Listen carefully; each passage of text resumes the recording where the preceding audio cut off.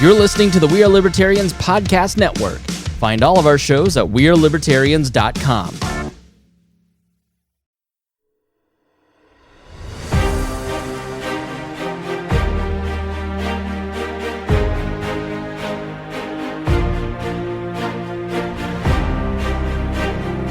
As a nation, we have an important question to answer.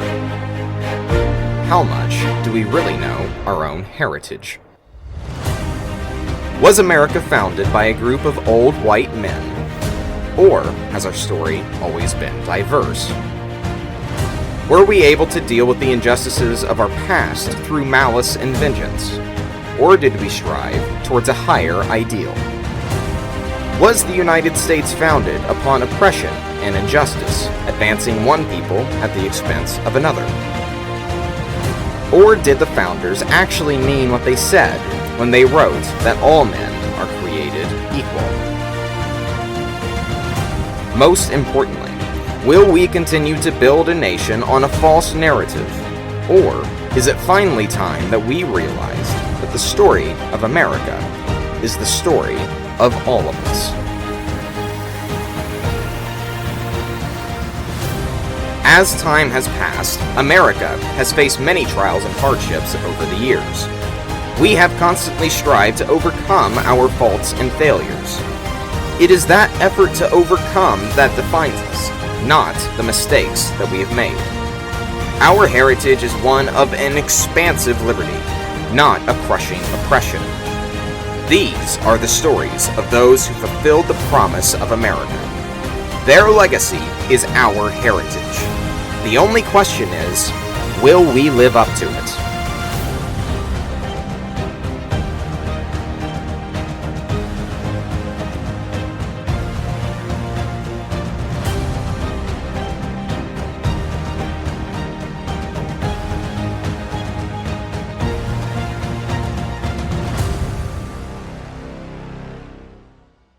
Whenever a prohibition is enacted, underground communities and black markets naturally emerge.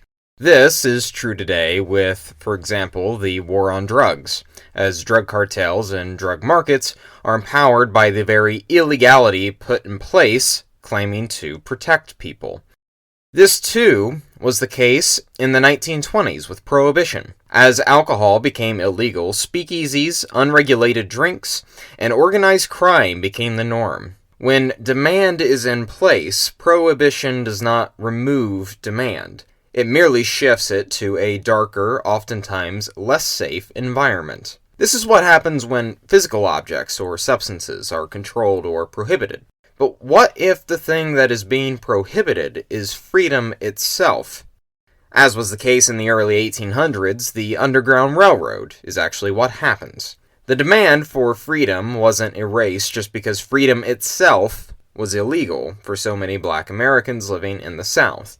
Much like with Prohibition today and Prohibition in the 20th century, pushing freedom into the underground expanded the dangers of risks associated with it. Yet, no man could prevent the demand for freedom from spreading, regardless of how hard they tried. Because of this demand, there is a certain sense of inevitability to slavery's eventual abolition, sooner or later. Yet, what wasn't inevitable was the organized effort to formulate national networks of homes and people from the South to the North to ensure runaway slaves found a safe passage to freedom. This network provided runaway slaves with a security system to protect them from the dangers of open escape.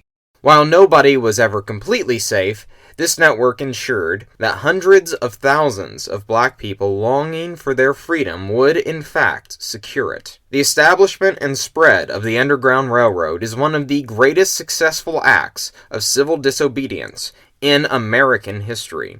However, few today know the story of the man who made it possible. That is why, in this episode, we will focus on William Still, otherwise known as the father of the Underground Railroad. Like most black Americans in the early 1800s, if you weren't born into slavery, someone in your family history was. This was the case for William Still. His mother and father were both born as slaves. Levin Still, his father, bought his freedom from his master. His mother, Sydney, later renamed Charity, escaped to freedom from her master. Both were from Maryland, and both found their way to New Jersey. After Sydney escaped, she was eventually recaptured and sent back into slavery. Soon, however, she made it out again, this time permanently. Most slave laws at the time stated that any newborn child would take on the status of their mother. So, if a child's mother was free, so too was the infant, regardless of whether or not the father was. Likewise, it didn't really matter if the father was free, if the mother still was in bondage. This was not only the law federally, but more specifically in Maryland. This, however, was not the case in New Jersey. Despite Charity, formerly Sydney, still legally being considered an escaped slave, not a freed woman, William Still was born into freedom according to the state of New Jersey on October 7th, 1821. While William was born into freedom, the cruel nature of slavery was no stranger to him. He was the youngest of 18 siblings, including 2 older brothers who his parents weren't able to save from slavery. His parents' life story, of course, also filled his head with a proper picture of what life under slavery was like as well. Perhaps the most striking instance in which he came face to face with the ugly nature of slavery occurred when he was just a boy. At a young age, he assisted a man trying to escape from slavery. He was being chased by runaway slave catchers. He never got his name, but this moment stuck with him throughout his life. It would later go on to influence some of the most impactful decisions that Still would make. As he grew older, a spirit of hard work and determination was embedded into him by his mother and father. He worked on his family farm in New Jersey and would even work at a young age as a skilled woodcutter. For a black boy in the 1820s and 1830s, even in the North, educational opportunities were very scarce. William received no formal education, but his personal drive let him learn how to read and write on his own. Not only could he enter into adulthood with literacy, but he was also often more literate and more educated in the truest meaning of the word than most white folks of his day. As he dove into a world of literature in order to develop his own skills and education, he became entranced by the power of story. As he continued to educate himself, he was not only becoming increasingly convinced of his own moral authority and standing against slavery, he started to understand the true power of good storytelling. If he could somehow capture the stories of the slaves seeking liberation, just like the man that he had helped as a boy, that could be a powerful influence on the slave debate in the country. It is easy to condemn someone to bondage whenever you don't know their name or their story. Once you do, it humanizes them. It makes you realize that they are people too, just trying to make it through life like any one of us. William Still didn't know it yet, but his personal revelation about the power of storytelling would go on to influence the most important contribution to the abolition of slavery. As he entered into adulthood, he moved to Philadelphia from New Jersey in 1844. As he arrived, he found work that was truly meaningful to him. He started to work as a janitor and a clerk at the Pennsylvania Society for the Abolition of Slavery. While at the moment it was no position of fame or glamour or fortune, but for Still, he was contributing in his own way to the end of slavery. And that, he decided, was something he was willing to devote his entire life to. He moved up quickly through the anti-slavery society and became as actively involved as he could. To him, it wasn't just a job that paid the bills, but rather a passionate pursuit of liberty.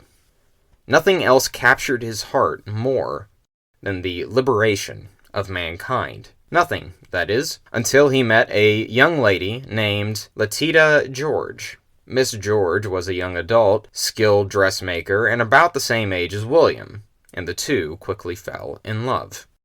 They married in 1847, and would go on to produce 4 children together, all of which led very prominent and influential lives of their own. By the time that William and Letitia had become married, the world around them was undergoing rapid change in the name of abolition. Just 2 years earlier, Frederick Douglass, the runaway slave, also from Maryland, just like William's parents, released his first autobiography, a narrative of the life of Frederick Douglass, an American slave, written by himself. Was an international sensation.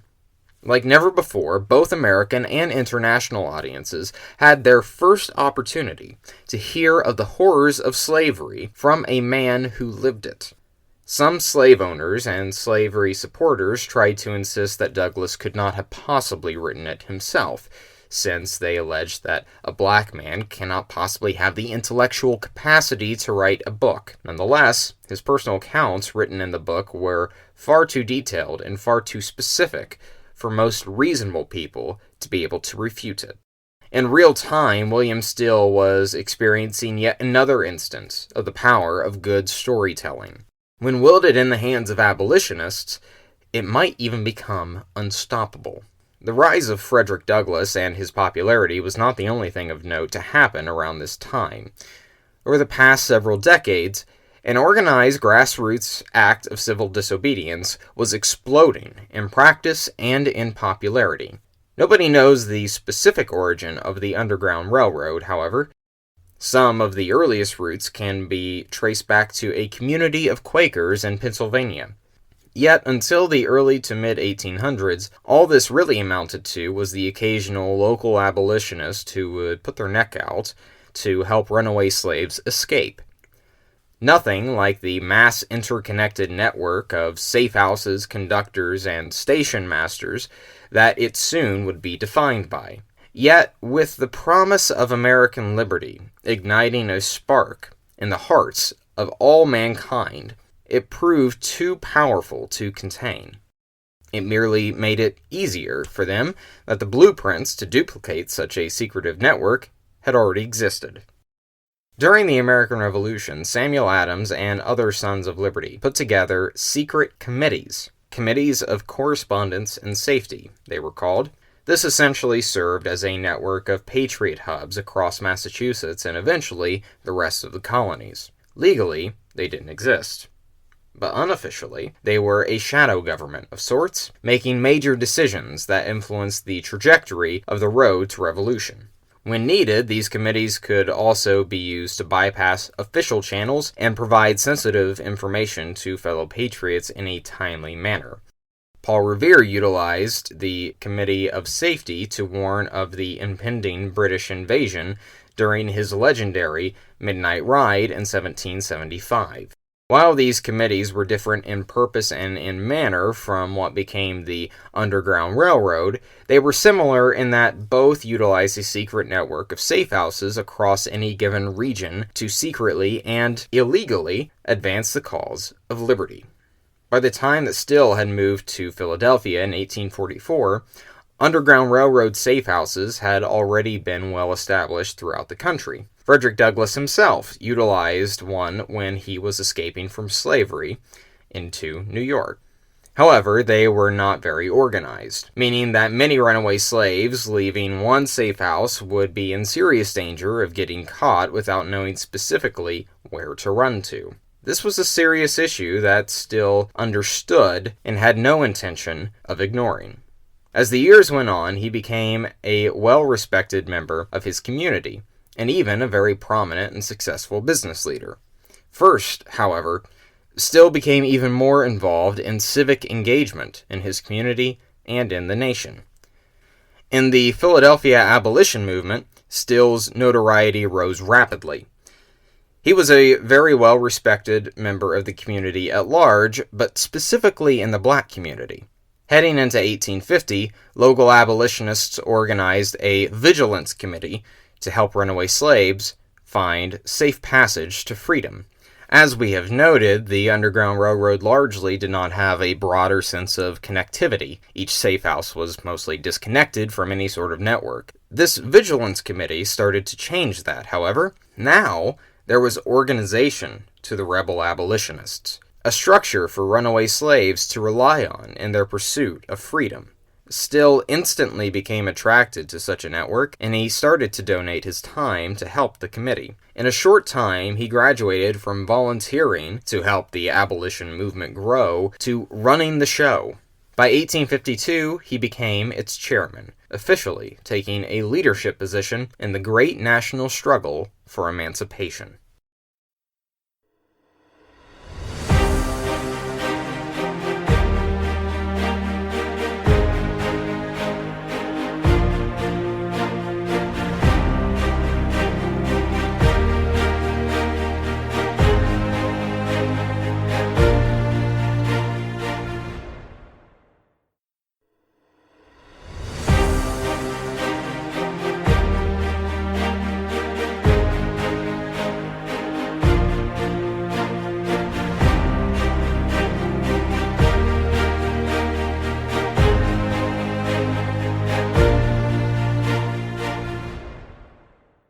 As chair of this Vigilance Committee, William Still helped to orchestrate the escape of something around 60 runaway slaves per month.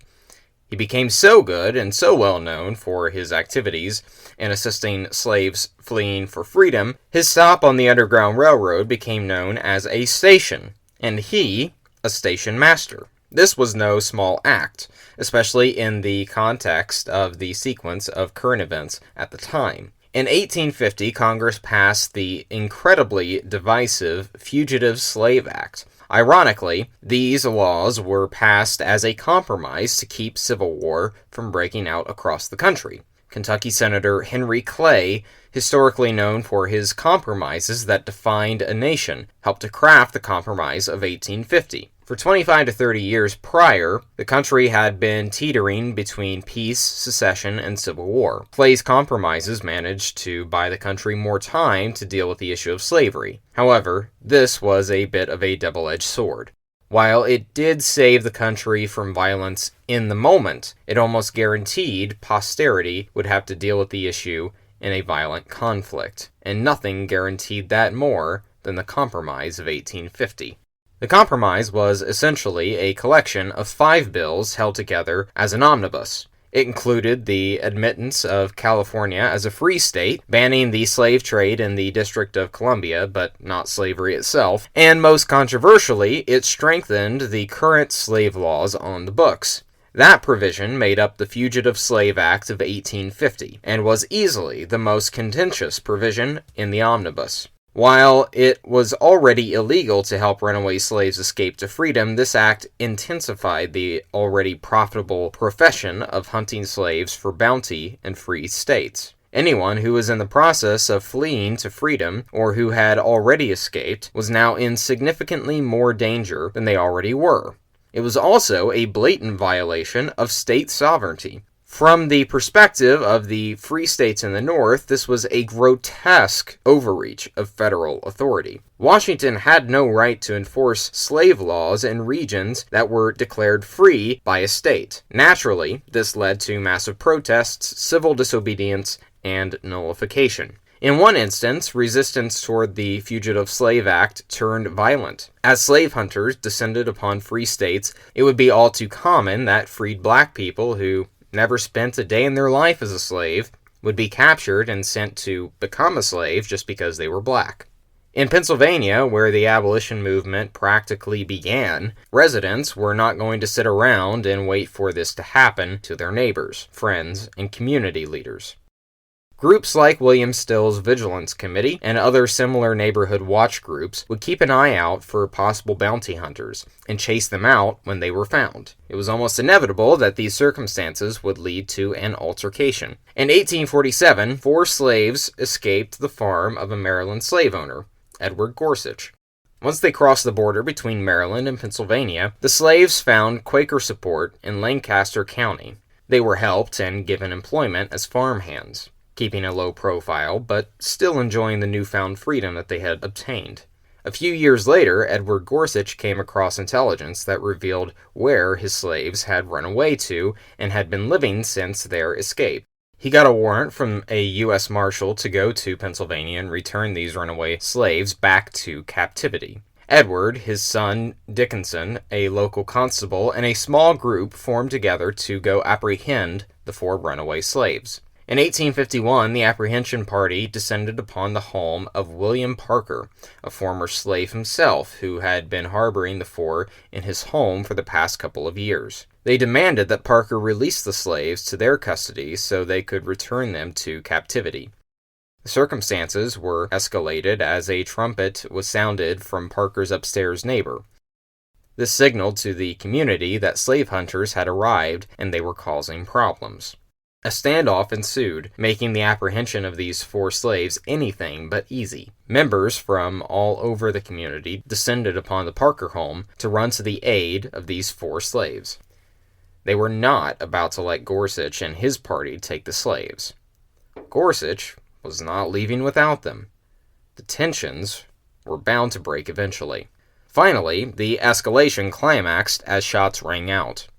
Both sides started shooting at each other, and Edward Gorsuch was struck by a bullet, killing him. The marshal fled in the chaos, and the community leaders attempted to calm the crowd after Edward was hit.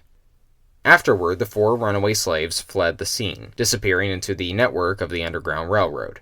But the news of the incident took the nation by storm. It was referred to as the Christiana Riot, and it seemed to be a harbinger of things to come just a decade later. With the 1850 fugitive slave law escalating to often violent encounters, William Still had to take extreme caution. If an incident like this riot in Pennsylvania were to occur in Philadelphia, it would be all too likely that the aftermath would be much deadlier. Nonetheless, William Still did not waver from the challenge of liberating his fellow countrymen despite the risk. As he ran the Vigilance Committee for the Pennsylvania Society for the Abolition of Slavery, he moved heaven and earth to ensure fleeing slaves would make it to freedom. The network that he was able to pull together transformed the impact of the Underground Railroad to one of, if not the most effective, grassroots community of civil dissenters. What's even more remarkable about it is that despite Still eventually earning the name, the father of the Underground Railroad, he was by no means its leader. The movement had no official leader.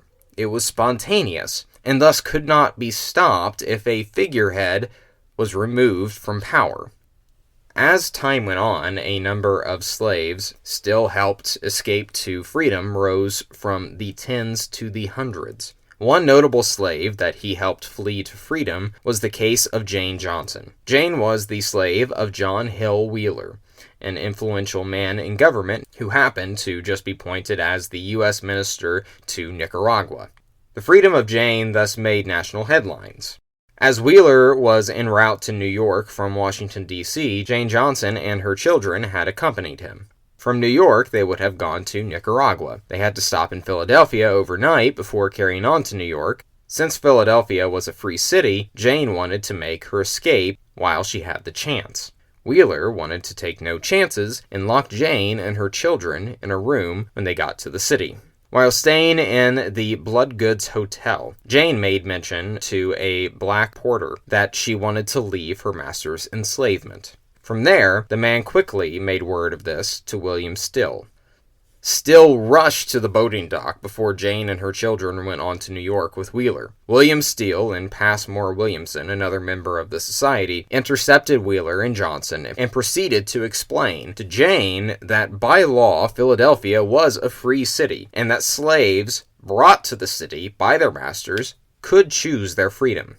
This dumbfounded both Johnson and Wheeler to some extent. Wheeler attempted to argue with Steele and Williamson, but then he realized who he really needed to talk to.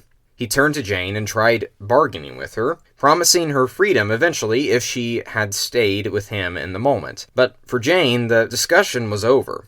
She chose freedom. Wheeler was flabbergasted, and William Steele and Passmore Williamson had to hold him back with the help of a few dock workers as Jane Johnson and her children walked away from her master into her newfound life of freedom. In a far more personal instance, a black man named Peter approached the Anti-Slavery Society for assistance. He had just secured manumission in the spring of 1850 from his slave owners in Lexington, Kentucky. He needed help now looking for the rest of his family.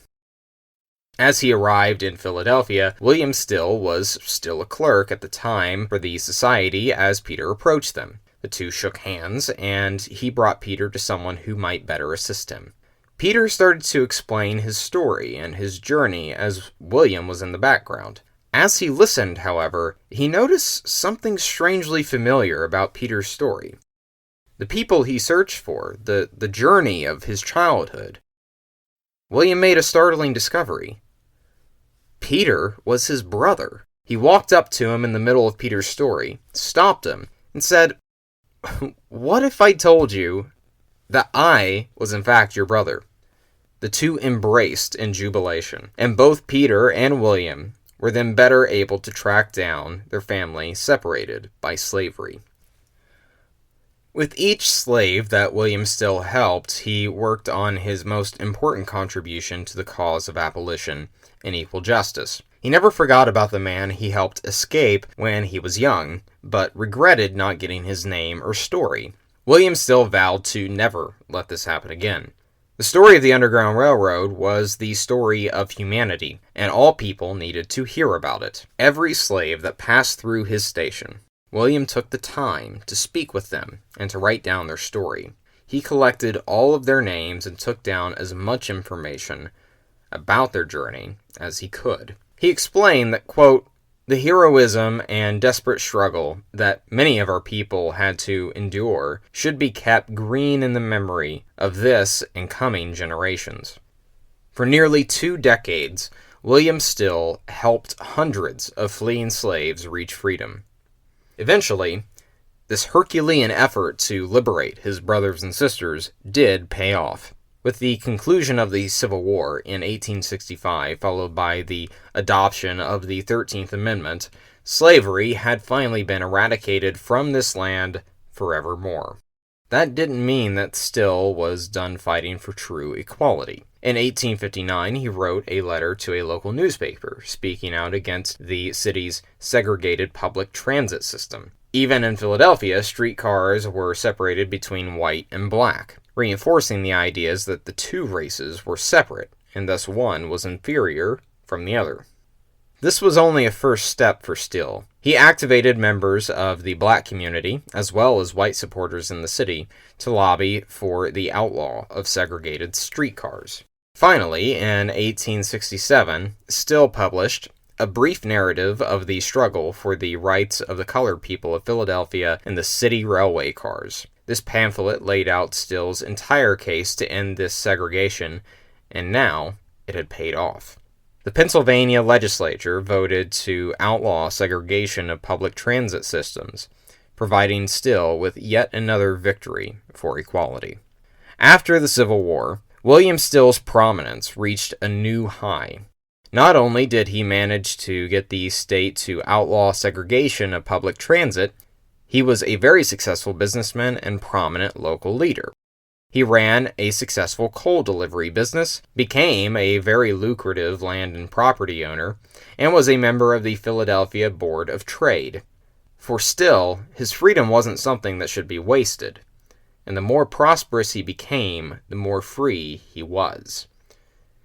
He appears to have taken a page out of Benjamin Franklin's playbook as well. Like Franklin, Still understood that liberty could not be sustained idly. One must be active in the community if you expect the community to become more tolerant of your liberties. Still not only became active in the community, he became one of the most influential figures in it. His most important work, however, came 7 years after the end of the Civil War and the adoption of the 13th Amendment. In 1872, William Still finally published his work that would provide him with his most fame and notoriety. All of the names and stories of runaway slaves he had been accumulating for nearly 2 decades, he collected into one book, which he called The Underground Railroad. For the first time, thousands of people across the country, and even the world, would hear about the strife and the struggle of those black Americans seeking freedom. Still included over 1,000 stories and interviews in his 800-page book. He did not shy away from the cruelty of slavery and the horrific condition the freedom seekers were under. He highlighted their bravery and heroics throughout the book, ensuring that the reader would be forced to face with the evil of slavery itself, but also the humanity of those former slaves. It was an absolute smash hit when it was released, and was yet another work that highlighted the equal nature between whites and blacks. Still seemingly understood this, stating of his book that, quote, "We very much need works on various topics from the pens of colored men to represent the race intellectually." Upon the occasion of the centennial celebration of American independence in 1876, Still's book on the Underground Railroad was prominently featured, displayed, and sold in Philadelphia to hundreds of visitors and guests arriving for the celebration. It was meant to serve as a reminder of the journey that America had come in its then 100-year history, managing to rid itself of the stain of slavery before the centennial. Before 1880, Still's book managed to sell over 10,000 copies. William Still remained active in his community and country up until his death in 1902. He passed away in his house in Philadelphia due to heart failure. In their obituary of him, the New York Times wrote that he was, quote, "one of the best educated members of his race who was known throughout the country as the father of the Underground Railroad."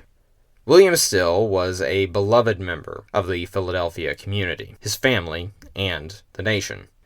Most importantly, Still left a legacy few can ever hope to live up to. Yet his story is largely forgotten to us today. Without Still, the Underground Railroad would have never catapulted to the forefront of the nation as the largest collective act of civil disobedience in this nation's history. But it went even further than that for Still. If he hadn't recorded the tedious record of this movement, the Underground Railroad itself might have been forgotten as an element of American history.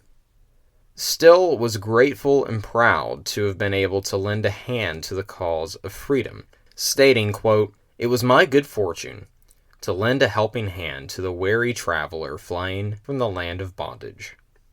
For whatever reason that he has largely been forgotten by our collective memory today, it's about time his legacy was properly honored.